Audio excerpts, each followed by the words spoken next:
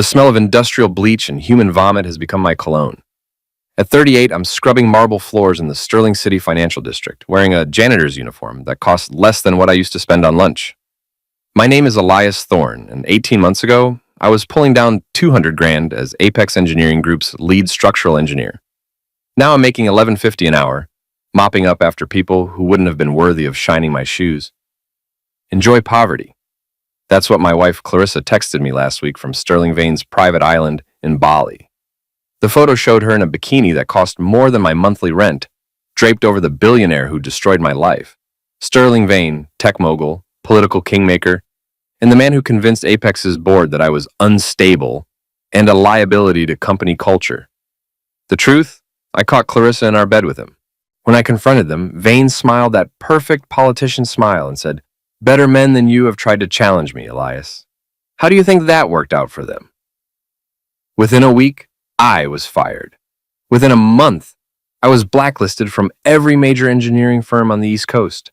Vane's political connections run deep, and his reach is longer than my resume. "Yo, Thorne!" Marla's gravelly voice cuts through my bitter reminiscing. She's the crew chief, a 50-something woman with arms like tree trunks and a mouth that could make a sailor blush. "You're gonna scrub a hole through that marble if you keep going like that."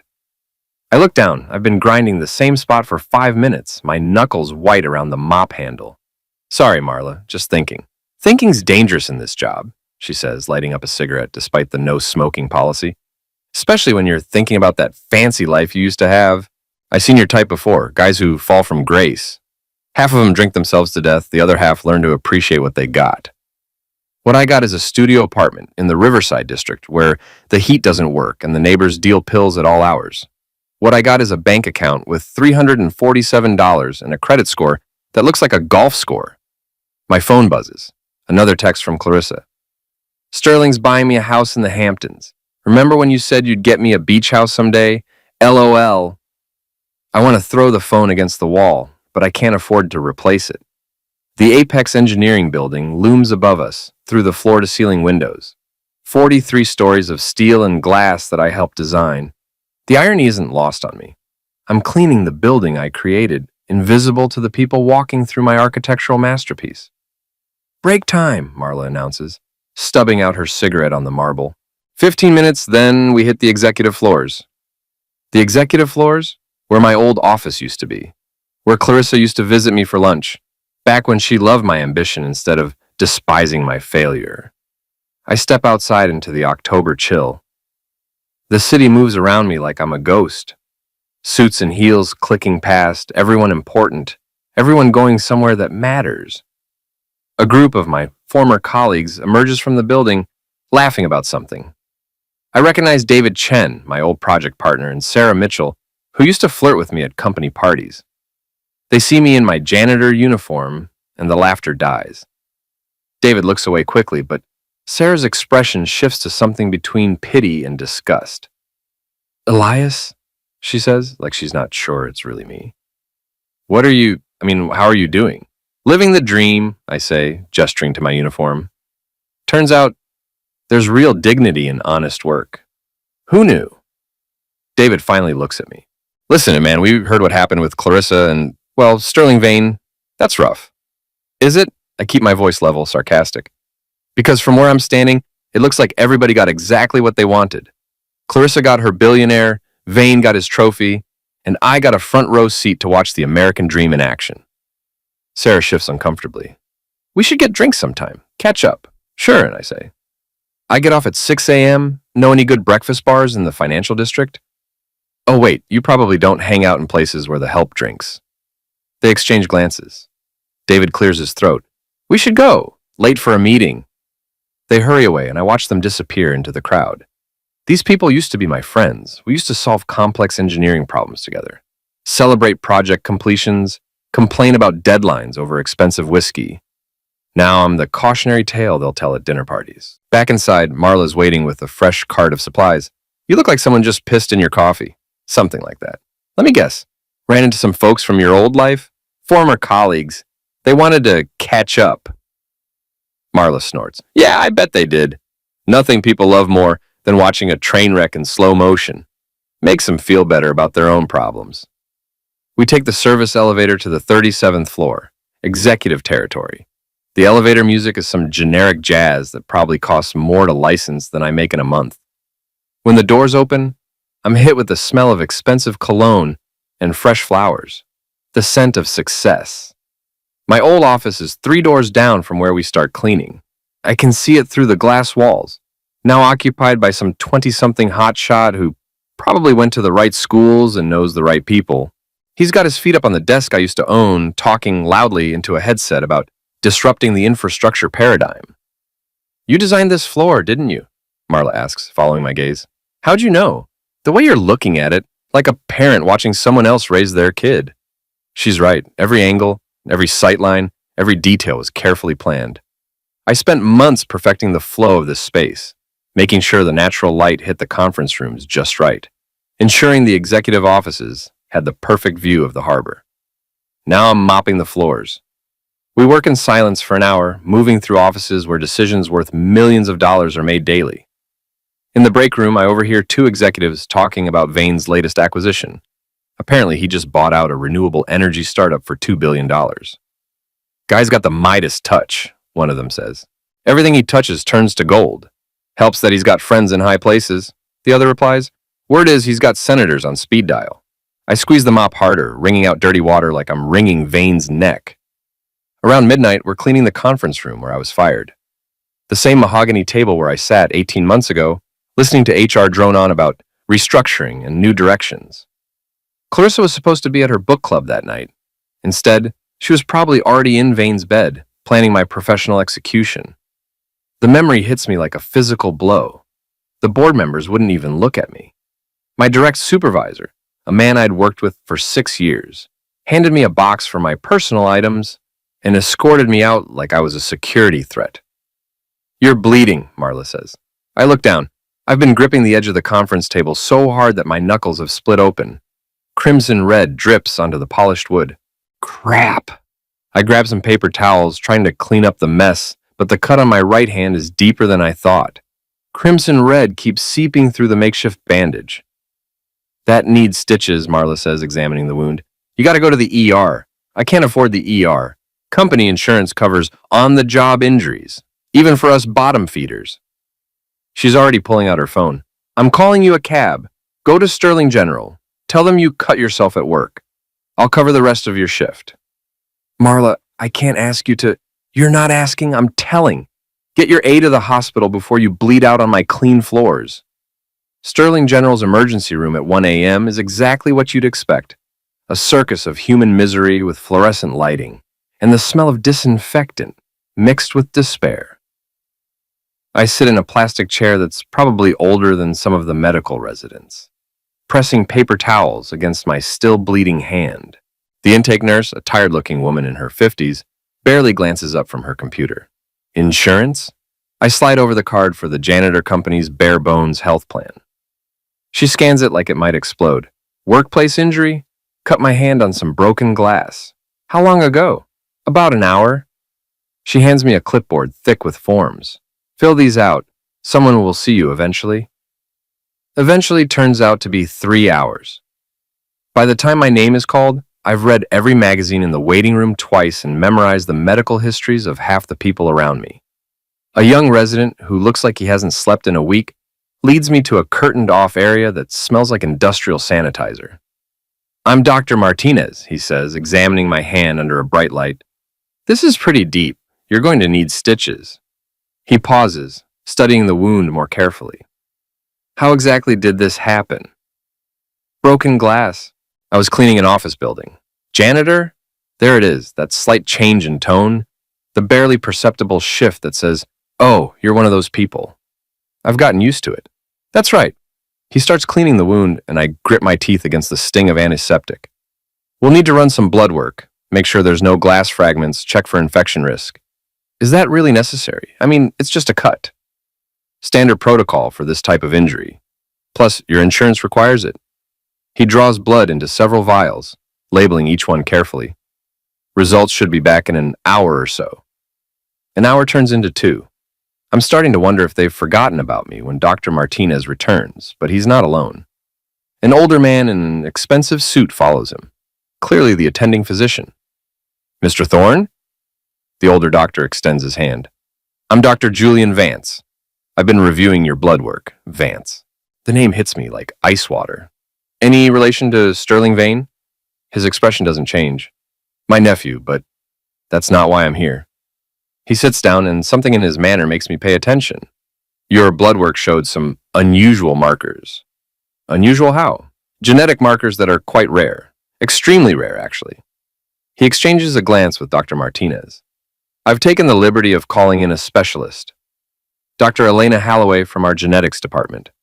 A genetics specialist? For a cut hand? Mr. Thorne, when was the last time you had comprehensive blood work done? I think about it. Maybe 5 years ago? Annual physical when I had good insurance. And your family medical history? I don't know much about it.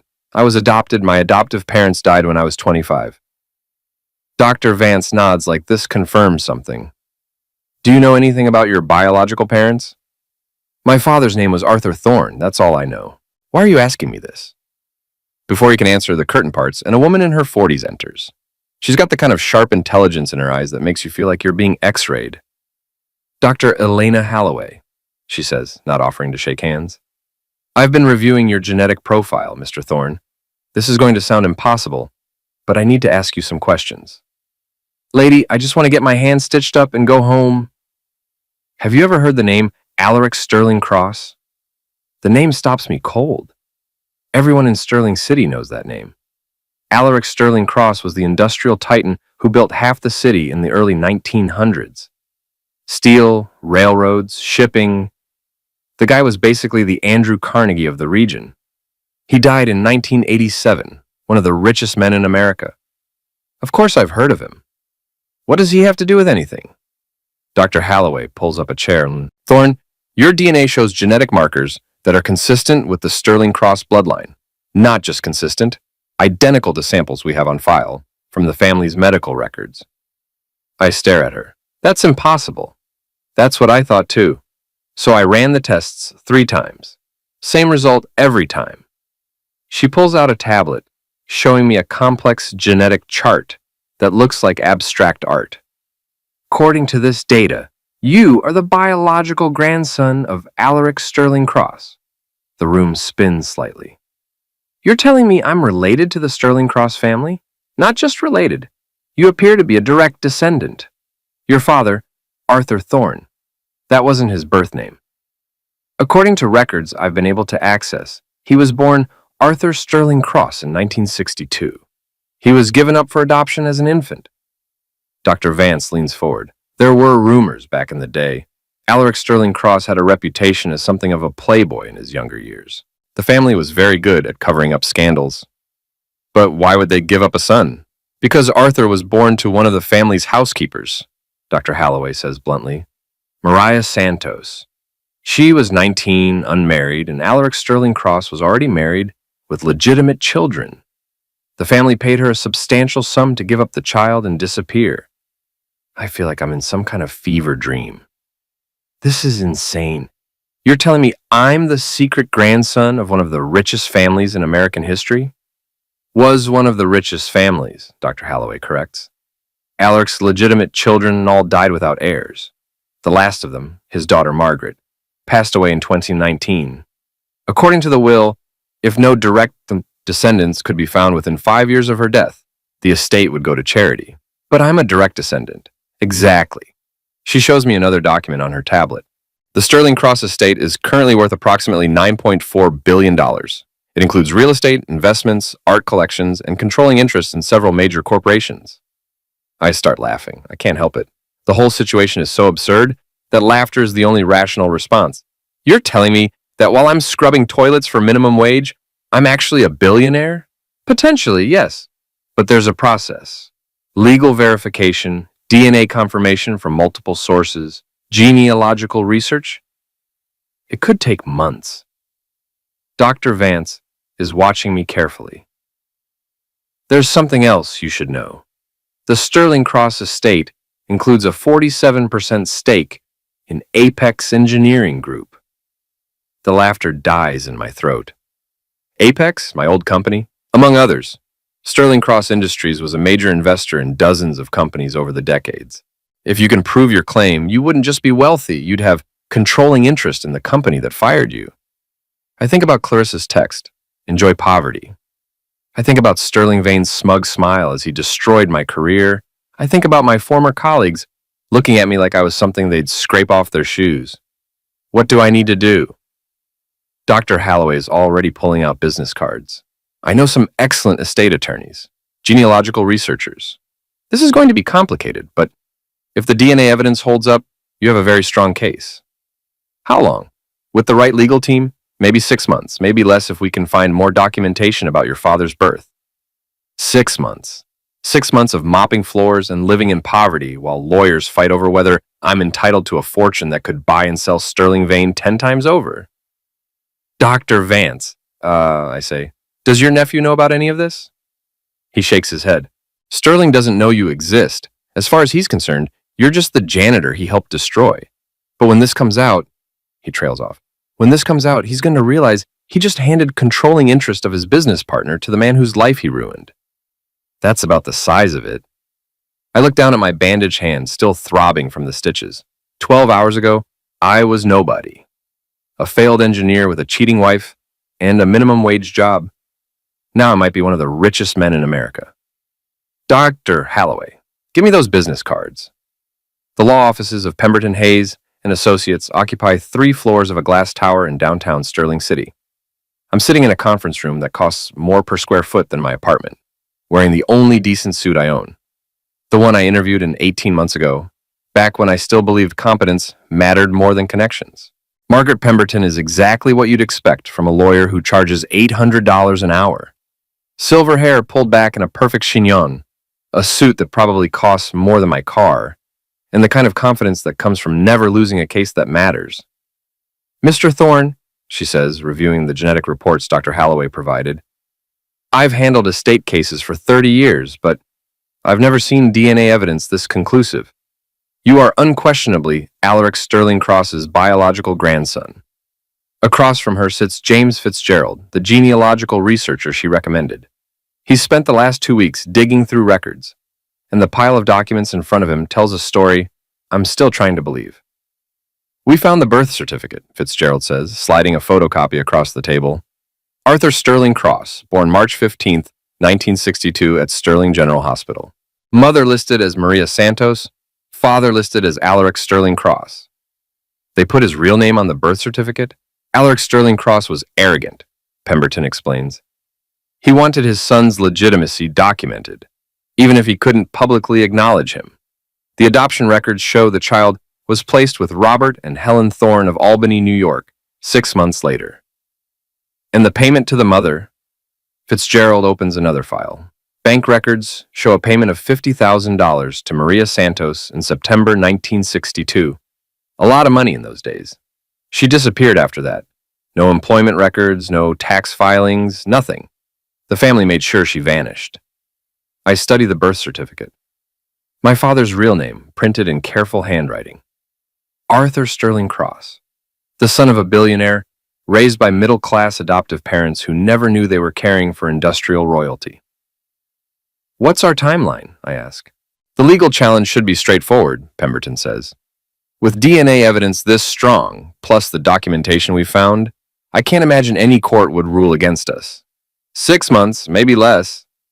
And in the meantime? In the meantime, you keep your day job and try not to attract attention. The moment this becomes public, every gold digger and long-lost relative in America will come out of the woodwork. Not to mention the media circus. My phone buzzes. Another text from Clarissa. This one, with a photo of her and Sterling Vane at some charity gala. She's wearing a dress that costs more than I make in 6 months, draped over the man who destroyed my life. The caption reads, "Living our best life, #blessed power couple." There's one complication, Fitzgerald says carefully. We've been discreet, but this kind of investigation leaves traces. If someone wanted to dig into what we've been doing, you think Vane might find out? Sterling Vane has resources, and Pemberton says. Political connections, private investigators, and people who monitor unusual legal activity. If he discovers what we're working on, he'll try to stop it. He'll try to destroy it. And you. I think about this. Vane already tried to destroy me once, and he succeeded, but that was when I was just a structural engineer with a cheating wife and a naive belief in fairness. Now I have something he doesn't know about, the kind of leverage that can topple empires. Let him try, I say. He's already taken everything I care about. What's he gonna do, fire me from my janitor job? Pemberton smiles, and it's not entirely pleasant. Mr. Thorne, when this case becomes public, you're going to discover something interesting about wealth. It's not just about money, it's about power. And power makes people do desperate things. After the meeting, I walk through downtown Sterling City with new eyes. The Sterling Cross name is everywhere. Buildings, foundations, parks, hospital wings. My grandfather's legacy, built on steel and sweat and the kind of ruthless ambition that created American fortunes. I stop in front of the Sterling Cross building, a 40-story monument to industrial power. There's a bronze plaque near the entrance, dedicated to Alaric Sterling Cross, 1823 and 1907, visionary builder, philanthropist. Visionary builder. Philanthropist. They left out man who abandoned his son to preserve his reputation. My phone rings. Marla. Where the hell are you? You missed your shift last night. Sorry, had some legal stuff to deal with. I'll be in tonight. Legal stuff? What kind of legal stuff does a janitor have? I almost tell her. Almost explain that her newest crew member might be worth more than the building we clean. But Pemberton's warning echoes in my head. Keep quiet. Don't attract attention. Nothing important. Just some paperwork from my divorce. That witch still giving you trouble? Something like that. Well, get your A down here. We got the Apex building tonight, and I need all hands. Some big shot is throwing a party on the executive floor, and they want the place spotless. A party at Apex, where my former colleagues will be celebrating whatever deal they've closed this week, probably with Sterling Vane as the guest of honor. I'll be right there. The Apex building after hours is a different beast. During the day, it hums with activity. Meetings, phone calls, the constant motion of people making money. At night, it's a cathedral of ambition, all glass and steel reaching toward the sky. Marla assigns me to the executive floor, of course. The universe has a sense of humor. I'm setting up my equipment when I hear voices from the conference room. The party is winding down, but a few stragglers remain. I recognize the voices before I see the faces. David Chen, Sarah Mitchell, and two other former colleagues deep in conversation with someone whose voice makes my blood freeze. Sterling Vane. The renewable energy sector is exploding, Vane is saying. Clean tech, solar, wind. It's not just good politics anymore, it's good business.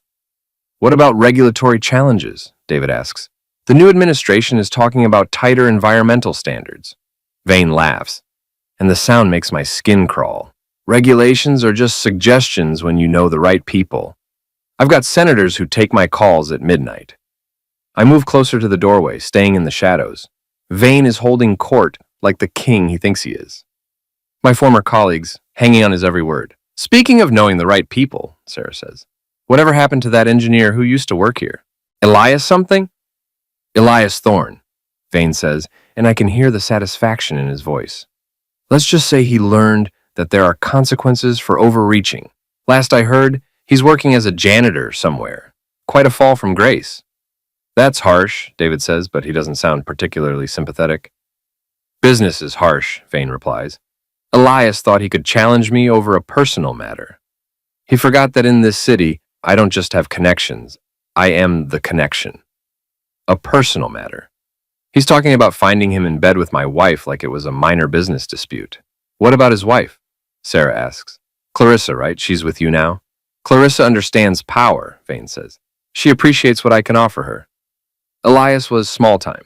A good engineer, but he thought small, I think big. Must be nice, David says, having that kind of influence.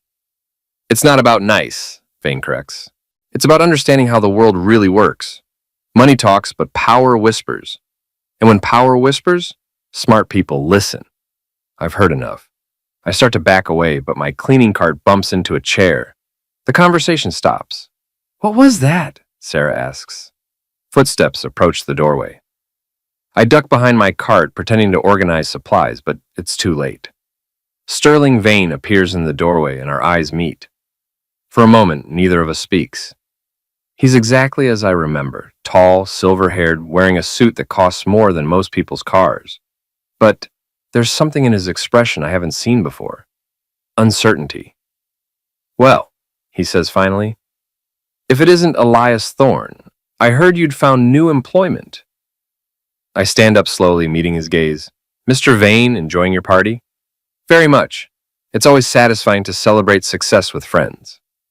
He emphasizes the word friends, making it clear I'm not included in that category. The others have gathered behind him now, David, Sarah, and the rest. They look embarrassed, like children caught talking about someone behind their back. "Elias," David says awkwardly, "we didn't know you were working here," I finish. "Yeah, well, when you get blacklisted from every engineering firm in the city, you learn to adapt." Vane smiles that politician smile. "I'm sure it builds character. There's dignity in honest work, don't you think?" "Absolutely," I say. "I've learned a lot about dignity lately. Funny thing about dignity, it's not about what you do for a living. It's about how you treat people." "Is that so?" "Take you, for example. You've got all the money and power in the world, but you're still the kind of man who sleeps with other people's wives and destroys careers for sport. Makes you wonder what dignity really means." The smile falters slightly. "Careful, Elias. You're in no position to make accusations." "I'm not making accusations. I'm stating facts. You want to destroy me because I caught you with Clarissa? Mission accomplished. You want to make sure I never work in engineering again? Done. But here's the thing about rock bottom. It's a solid foundation to build on." Sarah steps forward. "Elias, maybe you should..." "Should what? Know my place? Keep my mouth shut? Let the important people have their conversations without interruption from the help?" I look at each of them in turn. These people used to be my friends, my colleagues. Now they're looking at me like I'm a dangerous animal that might attack at any moment. "You know what I've learned working as a janitor?" I continue. "I've learned that most messes are made by people who think they're too important to clean up after themselves.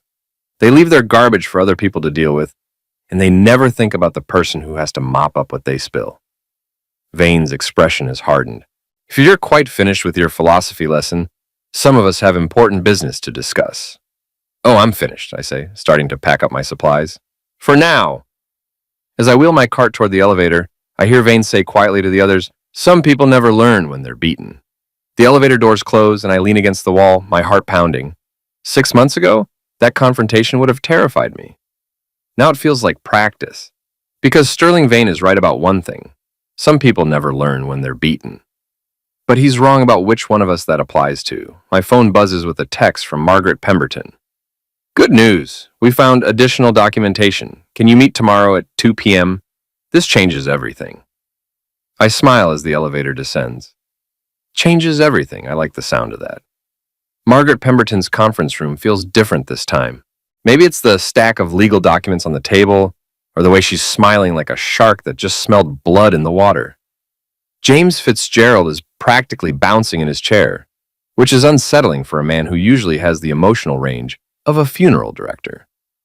"We found it," Pemberton says without preamble. "The smoking gun." She slides a leather portfolio across the table. Inside is a handwritten letter, yellowed with age, in elegant script. "Alaric Sterling Cross wrote this to his attorney in 1985, 2 years before he died," Fitzgerald explains. "It was sealed in a safety deposit box that we just gained access to." I read the letter aloud. "Should any biological descendants of mine come forward with legitimate claims to inheritance, they are to be recognized as rightful heirs, regardless of the circumstances of their birth. I have made mistakes in my personal life, but I will not compound them by denying my blood their birthright." He knew, I say. "He knew about my father." "More than that," Pemberton says. "This letter specifically mentions the son I gave away in 1962. He was talking about Arthur, about your father. Why didn't he do anything about it while he was alive? Pride. Fear of scandal. His wife was still alive then, and she never knew about the affair. But guilt is a powerful thing, Mr. Thorne. This letter proves that Alaric Sterling Cross wanted his secret son recognized as a legitimate heir." Fitzgerald opens another file. "We also found financial records showing that Alaric had private investigators tracking Arthur's life.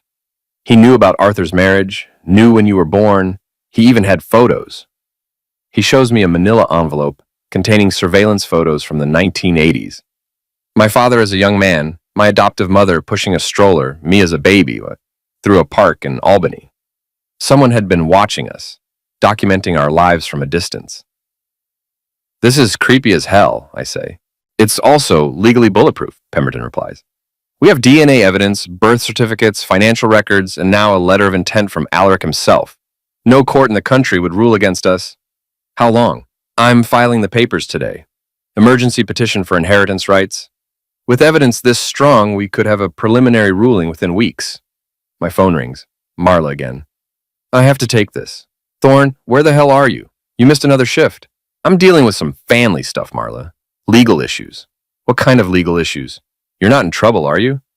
I look at the mountain of evidence that proves I'm worth $9 billion. It's complicated. Everything's complicated with you college boys. Just get your A to work. We got the Sterling Medical Center tonight, and it's a big job.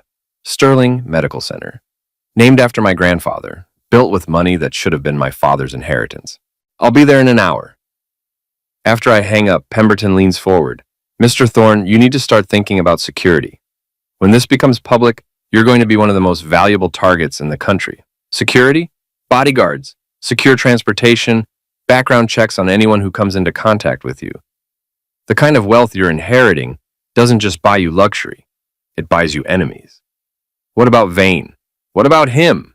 When he finds out, he's going to come after me, hard. Pemberton's smile turns carnivory. Let him try. Sterling Vane's power comes from money and connections. You're about to have more money than him, and connections can be bought. Plus, Fitzgerald adds, there's the matter of Apex Engineering Group. What about it? The Sterling Cross estate owns 47% of Apex. With your inheritance, you'll be the largest single shareholder. You could fire the entire board if you wanted to. The irony is delicious. The company that fired me, that blacklisted me at Vane's request, will soon be under my control. How soon can we make this public? We could leak it to the press tomorrow, Pemberton says, but I'd recommend waiting until the legal proceedings are further along. Once this hits the news, everything changes. Changes how? Right now, you're invisible. Nobody sees a janitor as a threat. But the moment you become Elias Thorne, billionaire heir, you'll have a target on your back. Every move you make will be scrutinized. Every word you say will be recorded. She's right, of course. But the thought of Clarissa and Vane reading about my inheritance in the morning paper is almost irresistible. One more week, I say. More week. File the papers, get everything ready, but don't go public until I say so. Any particular reason for the delay? I think about last night's confrontation at Apex, about Vane's smug certainty that he'd destroyed me completely. I want to enjoy being invisible for a little while longer. That night at Sterling Medical Center, I'm mopping floors in the oncology wing, thinking about the letter from my grandfather.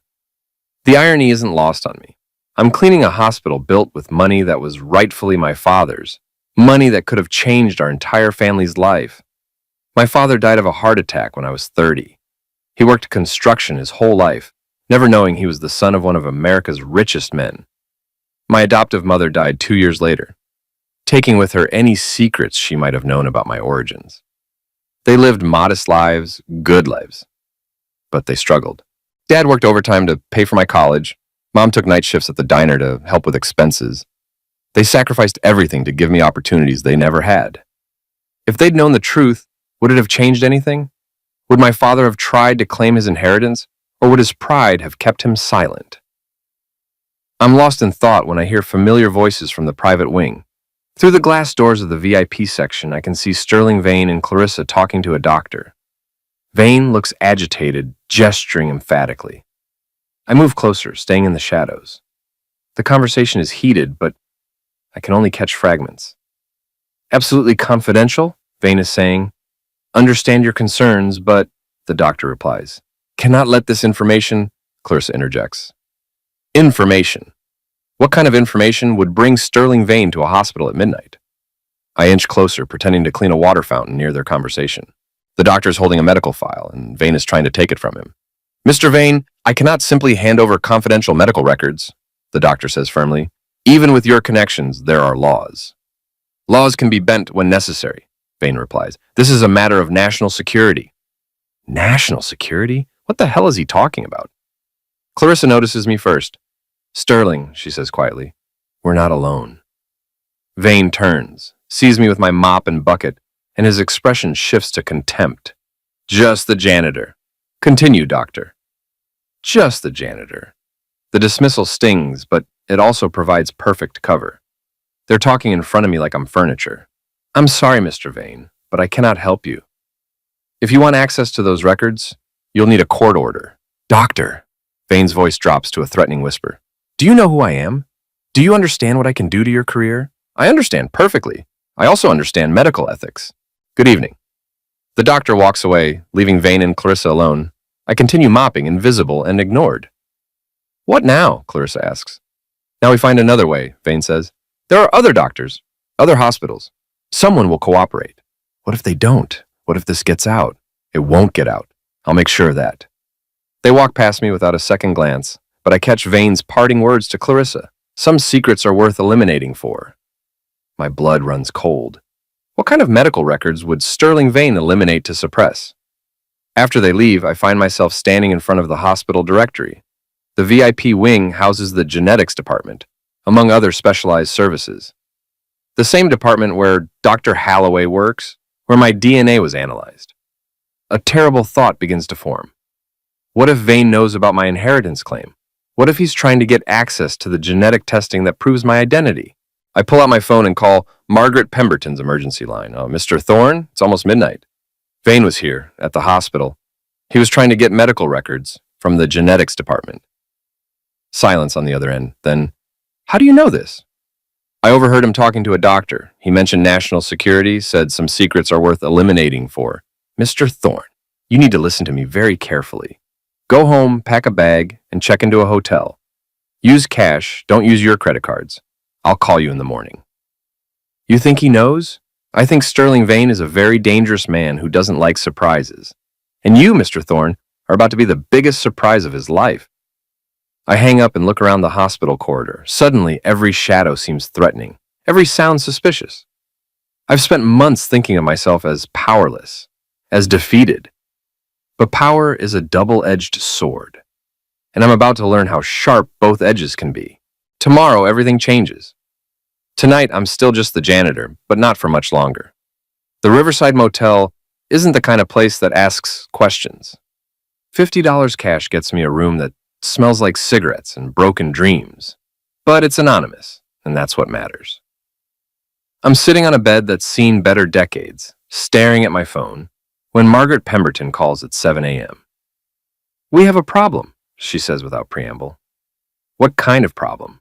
Someone broke into Dr. Halloway's office last night, ransacked the place, stole computer equipment, destroyed files. My blood goes cold. The DNA samples? Gone, all of them. But here's the thing. They missed the backup samples that were sent to an independent lab for verification. We still have proof, but someone really wanted to make sure your genetic evidence disappeared. Vane, almost certainly, which means he knows about your claim. The question is, how much does he know? Enough to try to destroy the evidence. Mr. Thorne, I'm accelerating our timeline. I'm filing the inheritance petition this morning and calling a press conference for this afternoon. Once this becomes public, Vane can't make you disappear without attracting attention. Make me disappear? You're about to inherit $9 billion and controlling interest in companies where he has significant investments. Men have been eliminated for a lot less. After she hangs up, I sit in the motel room, processing the reality of my situation. 18 months ago, I was a successful engineer with a beautiful wife and a bright future. Now I'm a janitor hiding in a motel, about to become one of the richest men in America while dodging assassination attempts from my wife's billionaire lover. My phone buzzes with a text from Marla. Where the hell are you? You missed your shift again. If you don't show up tonight, you're fired. I almost laugh. In a few hours, I'll be worth more than the entire janitorial company, and Marla's threatening to fire me. I text back, family emergency, I'll explain everything soon. At 2 p.m., I'm standing outside the Sterling City Courthouse, watching Margaret Pemberton address a crowd of reporters. I'm wearing my best suit, the same one I've worn to every important meeting for the past month, and trying not to throw up. Ladies and gentlemen, Pemberton begins. I'm here to announce the discovery of a living heir to the Sterling Cross fortune. My client, Mr. Elias Thorne, is the biological grandson of the late Alaric Sterling Cross. The crowd erupts. Cameras flash. Reporters shout questions, and I watch my life change in real time. Mr. Thorne, a reporter calls out, where have you been for the past 38 years? Working, I say into the microphone Pemberton hands me. Most recently as a janitor, making $11.50 an hour. More chaos. The story is perfect for the media. Rags to riches, hidden inheritance, family secrets. I answer questions for 20 minutes, sticking to the basic facts while Pemberton handles the legal details. Mr. Thorne, another reporter asks, what's the first thing you're going to do with your inheritance? I think about Clarissa's "enjoy poverty" text, about Sterling Vane's smug smile, about my former colleagues treating me like I was invisible. I'm going to remember where I came from, I say, and I'm going to make sure the people who helped me when I had nothing are taken care of.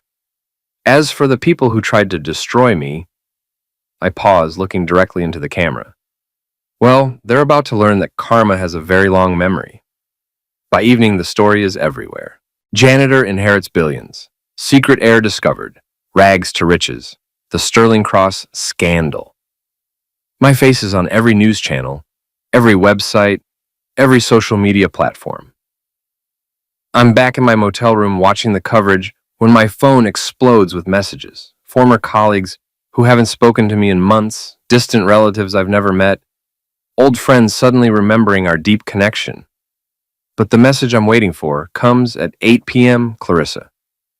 Elias, we need to talk. This is all a mistake. I never meant for things to go this far. Please call me. I delete it without responding. 10 minutes later, another text. I know you're angry, but we can work this out. I still love you. Delete. 30 minutes after that, Sterling is furious. He says you're lying about the inheritance. He's going to destroy you. This one I keep. At 9 p.m., my phone rings. Unknown number. Elias? Sterling Vane's voice is ice cold. We need to have a conversation. Do we? I thought you'd said everything you needed to say when you destroyed my career. That was business. This is personal. Funny. That's exactly what you said when I caught you in my bed. Silence. Then, you have no idea what you're dealing with. The Sterling Cross inheritance isn't just about money. There are national security implications, government contracts, classified technologies. You're in over your head. Sounds like your problem, not mine. It becomes your problem when people start dying, Elias. Withdraw your claim. Take a settlement, 50 million, 100 million, whatever you want. But walk away from this. Or what? Or you'll discover that some fortunes come with a price that's too high to pay. The line goes dead. I stare at the phone, my hands shaking slightly. Vane isn't just threatening my money, he's threatening my life. But he's made one crucial mistake. He still thinks of me as the broken man he destroyed 18 months ago. He doesn't understand that I've spent the last year learning what it means to have nothing left to lose. I call Margaret Pemberton. He just threatened me, I tell her. Vane, he wants me to withdraw the claim. What did you tell him? Nothing, but I'm done hiding. It's time to go on offense. What did you have in mind? I want to call a shareholders meeting at Apex Engineering Group. As the largest shareholder, I have that right, don't I? Technically, yes, but the inheritance isn't finalized yet. Then finalize it. Fast. I want to walk into that boardroom as the owner, not the janitor they fired. Mr. Thorne, are you sure about this? Once you make this move, there's no going back. I think about my father, working construction his whole life, never knowing he was royalty. I think about my adoptive parents sacrificing everything for my education. I think about 18 months of humiliation, poverty, and watching the woman I loved celebrate my destruction. Margaret, I've been going back for 18 months. It's time to go forward. 3 days later, I'm standing outside the Apex Engineering Group building. But this time, I'm not wearing a janitor's uniform. I'm wearing a $3,000 suit, courtesy of my new legal team, and I'm carrying a briefcase containing documents that will change everything. The lobby security guard recognizes me and does a double take. Mr. Thorne, sir, I heard about the inheritance. Congratulations. Thank you, Marcus. I remember his name from my janitor days. How's your daughter doing? Still in college? Yes, sir. Pre-med at State University. Good for her. Medicine's a noble profession. I take the executive elevator to the 42nd floor, where the boardroom waits. Through the glass walls, I can see the emergency shareholders meeting already in session. David Chen, Sarah Mitchell, and the rest of the board are seated around the same table where I was fired. Sterling Vane sits at the head of the table like a king holding court. I check my watch. 2 o'clock p.m. exactly. Margaret Pemberton appears beside me, along with the 2 associates carrying boxes of legal documents. Ready? She asks. I've been ready for 18 months. The boardroom door opens and every conversation stops. 23 faces turn toward me, and the expressions range from shock to fear to barely concealed panic. Good afternoon, I say, taking the seat directly across from Vane. Thank you all for coming to my meeting. Your meeting? Vane's voice is controlled, but I can see the rage in his eyes. Margaret Pemberton stands. Ladies and gentlemen, as of this morning, the Sterling City Probate Court has issued a preliminary ruling recognizing Mr. Elias Thorne as the rightful heir to the Sterling Cross estate.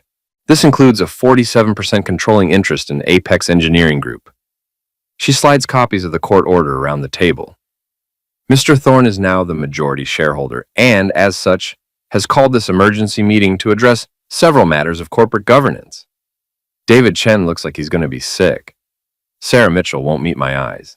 The other board members are studying the legal documents like they might spontaneously combust.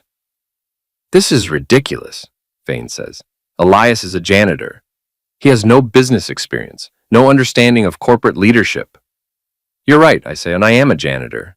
I've spent the last 18 months cleaning up other people's messes, learning the value of honest work, and discovering who my real friends are.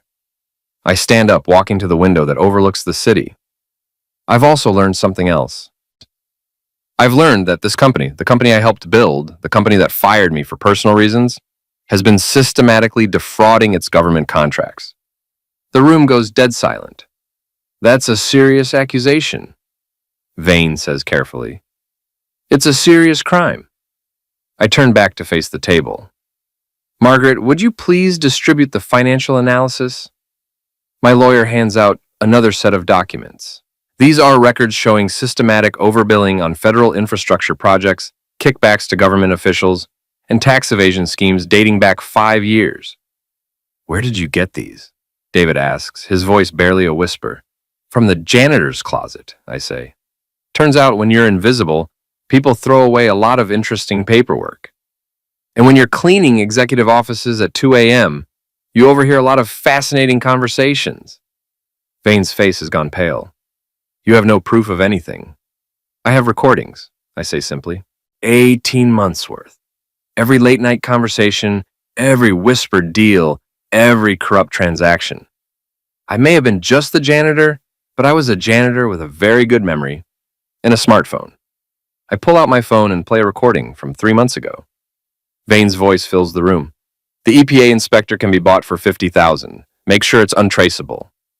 You recorded us illegally? Sarah says. I recorded conversations in a public workplace. Perfectly legal. I stop the playback. I have hours of this material, enough to send half this board to federal prison. Vane stands up slowly. What do you want, Elias? I want what's mine. I want the company that fired me to acknowledge that they made a mistake. I want the people who destroyed my life to understand that actions have consequences. And if we don't cooperate, I smile. And it's not a pleasant expression.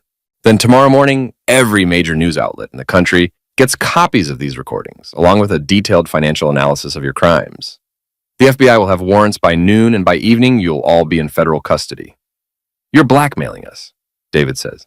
I'm offering you a choice. Resign immediately, cooperate with a full internal audit, and return the stolen money. In exchange, I won't press criminal charges. And if we refuse, then you can enjoy poverty from a federal prison cell. The silence stretches for a full minute. Finally, Vane speaks. You think you've won, Elias. But money doesn't change who you are. You're still the same pathetic man who couldn't keep his wife satisfied. You're right.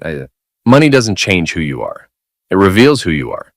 And what it's revealed about you, Sterling, is that you're a criminal, a fraud, and a coward who hides behind wealth and connections.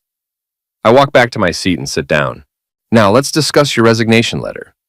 One by one, they sign. David Chen, Sarah Mitchell, every board member who participated in the corruption. Their signatures look like surrender, which is exactly what they are. Sterling Vane is the last to sign. His hand shakes slightly as he writes his name.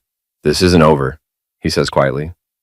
"Yes, it is," I reply. "You just don't know it yet." As they file out of the boardroom, I remain seated at the table, looking out at the city I now own a significant piece of. Margaret Pemberton sits down beside me. "How does it feel?" she asks. "Like justice," I say, "but we're not done yet." "What's next?" I pull out my phone and scroll to Clarissa's contact information. I haven't spoken to her since the day I caught her with Vane, but that's about to change. "Now, I say, we deal with my wife."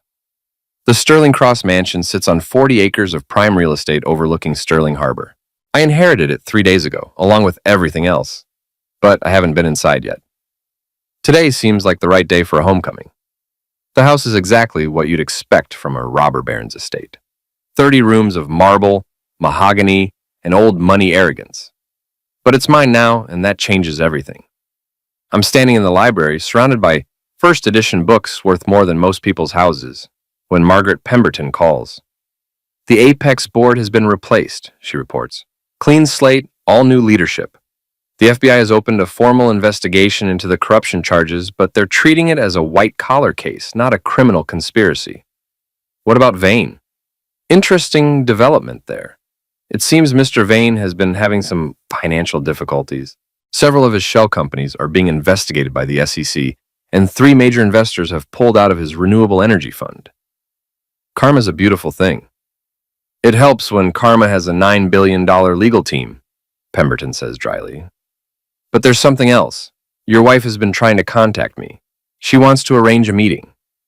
"Clarissa, I've been expecting this call for days." "What does she want?" "To discuss reconciliation, according to her attorney. She's claiming the marriage was never properly dissolved and that she's entitled to half your inheritance." I laugh, and it's not a pleasant sound. "Set up the meeting tomorrow, 2 p.m. at the mansion." "Are you sure that's wise?" "Probably not, but it's necessary." The next afternoon, I'm waiting in the mansion's main parlor when Clarissa arrives. She's wearing a designer dress that probably costs more than I used to make in a month, and she's accompanied by a lawyer who looks like he charges by the minute. She hasn't changed much. Still beautiful, still perfectly put together, still radiating the kind of calculated charm that first attracted me. But there's something desperate in her eyes now, a hunger that wasn't there before. "Hello, Elias," she says as if we're old friends meeting for coffee. "Clarissa." I don't stand up. Don't offer to shake hands. "You look well. Billionaire's mistress suits you." She winces slightly. "I deserve that. I know I hurt you, and I'm sorry." "Are you, or are you sorry that your meal ticket just got arrested by the FBI?"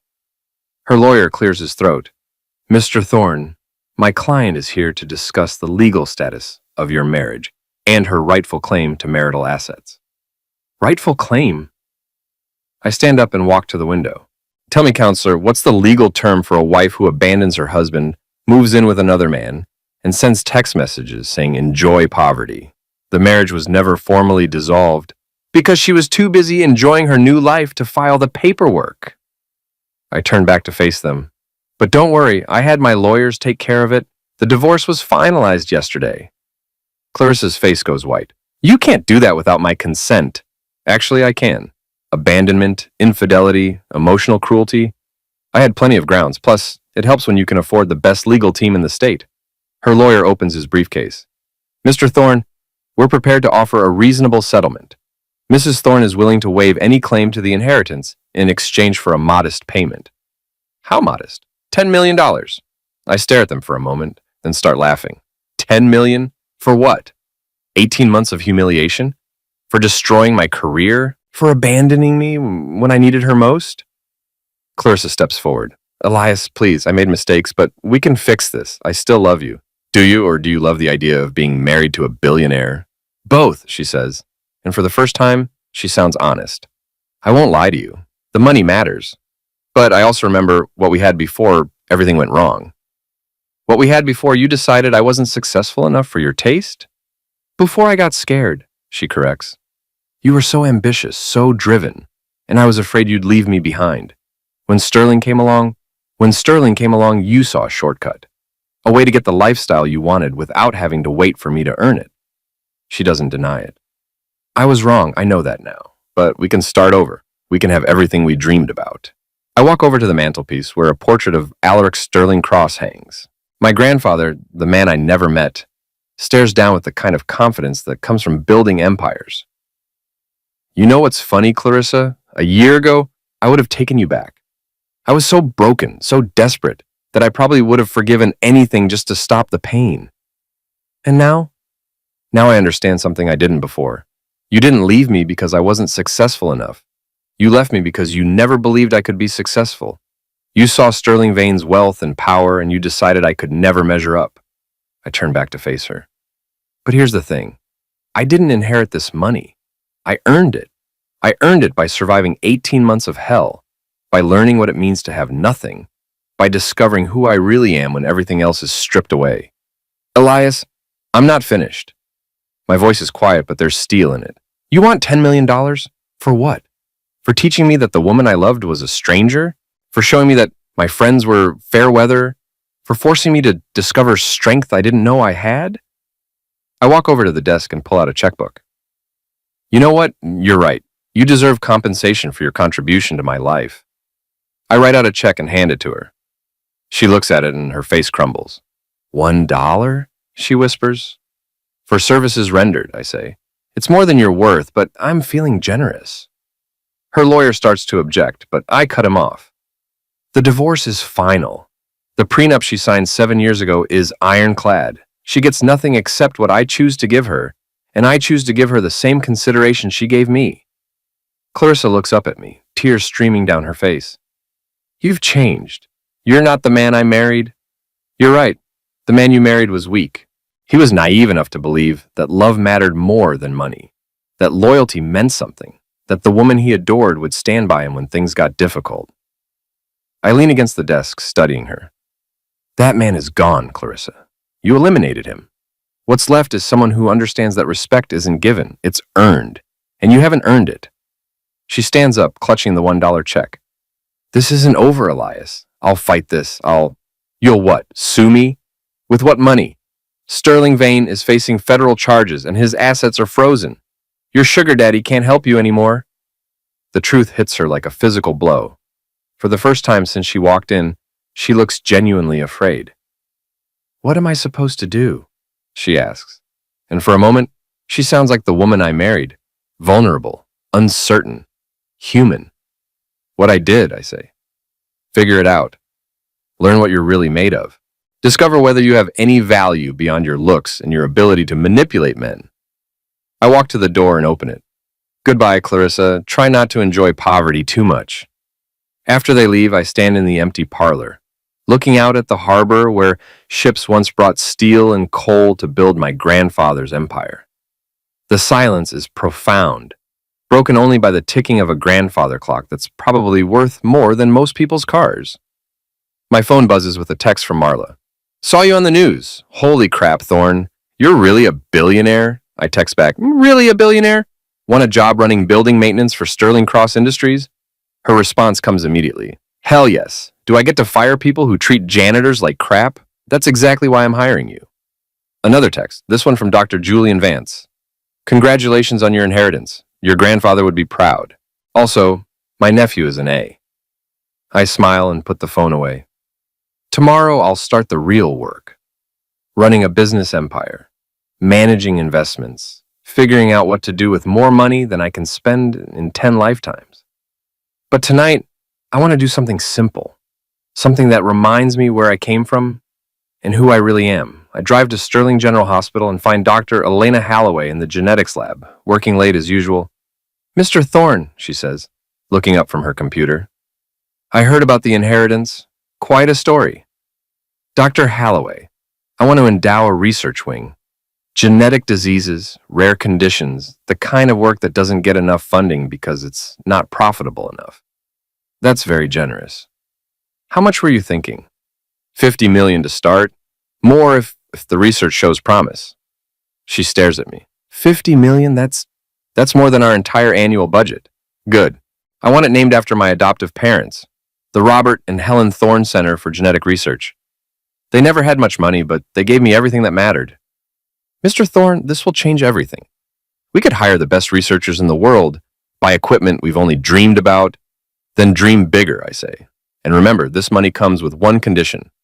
Every patient gets treated with dignity, regardless of their ability to pay.